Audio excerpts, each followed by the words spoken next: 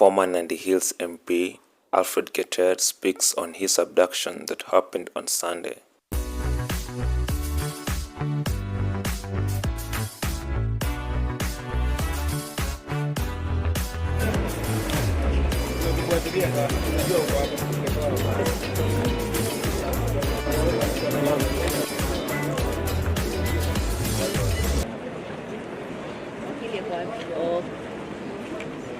Good evening, everyone.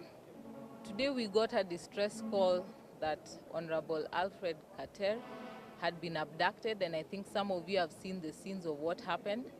And so his advocate rushed to DCI headquarters where they believed he was being held, and they were not allowed inside and they were told to go to Muthaiga. So I was also alerted and we sent advocates to Muthaiga where we confirmed that he was not being held, only later on to discover that he was being held here at Kamkunji. So we have seen the kind of questions that they have tried to interrogate him on, and they're trying to make him answer.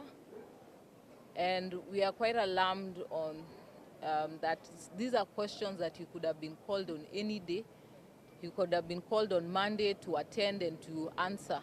It did not require that kind of violence, causing trauma to his family right after going to church on a Sunday morning.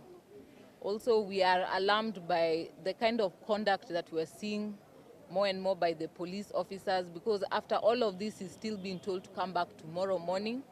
He has been summoned, and I've seen part of the things that they're alleging is incitement to violence.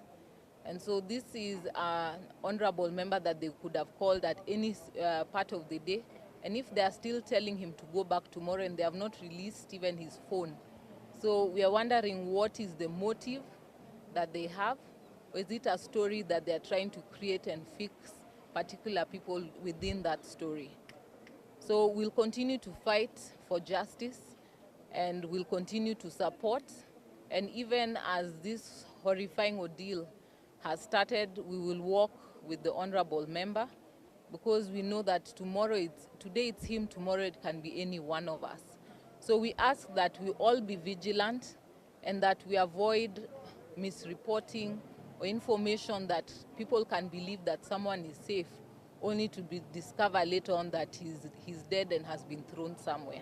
So we ask media, be vigilant, let us be able to capture these stories. We cannot allow our country to go back to the days of abductions. We cannot allow, because of the history that we have had over time, to see more days coming back in this country. We enjoy a Bill of Rights in this Constitution that is one of the most progressive.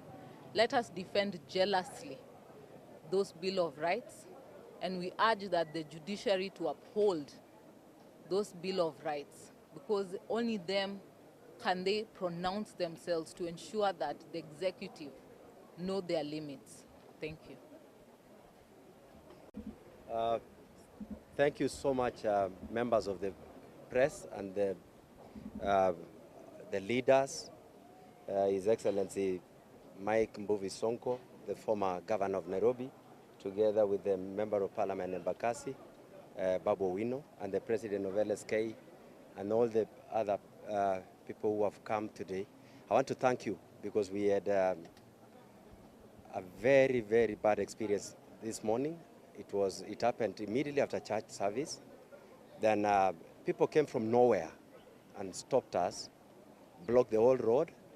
Then they started abducting me in the presence of my children who were traumatized. It was a very terrifying experience, which I want to say that we can be of different opinion. Some of us, we have pronounced that we are anti the finance bill. And we've been saying reject the finance bill. And that is the position. Don't use intimidation to try to silence us, so that you perpetuate whatever you want to do with that finance bill. And I'm wondering, one question that I must ask, why is it that this finance bill is so important, that we've lost so many lives, you're abducting so many people, you are still punishing all of us, because you just want to pass this finance bill?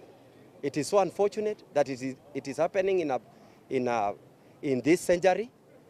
All we are saying is that we have said reject the finance bill because of the issues that are in that finance bill. And Kenyans are not supporting it. I don't know how long it will take for the leadership to understand that you cannot force us to have punitive taxation measures when Kenyans are living in abject poverty because of the cost of living, which has skyrocketed to high levels. You spoke about mama mbogas, you spoke about border borders, you spoke about Juakali sector, but you have forgotten it, and now you are focused on punishing more the less fortunate in the society. You cannot intimidate us into silence. And I want to say I'm coming out strong. We will follow what whatever measures they want us to say. We were coming back tomorrow, or we come even the day after tomorrow. But one thing that I want to promise you, we will never be intimidated to silence. We will continue fighting for the rights and the citizens of this republic, because we believe unless we speak about these issues, many people will not speak about it. You can see we have a parliament where they've already compromised most of the members of parliament. They are taking money instead of making decisions based on what the common mwananchi wants. They do it to reflect the positions and the opinions of their bosses. But we want to say that we must continue with this struggle to ensure that no punitive taxes are imposed upon the common mwananchi. Allow me to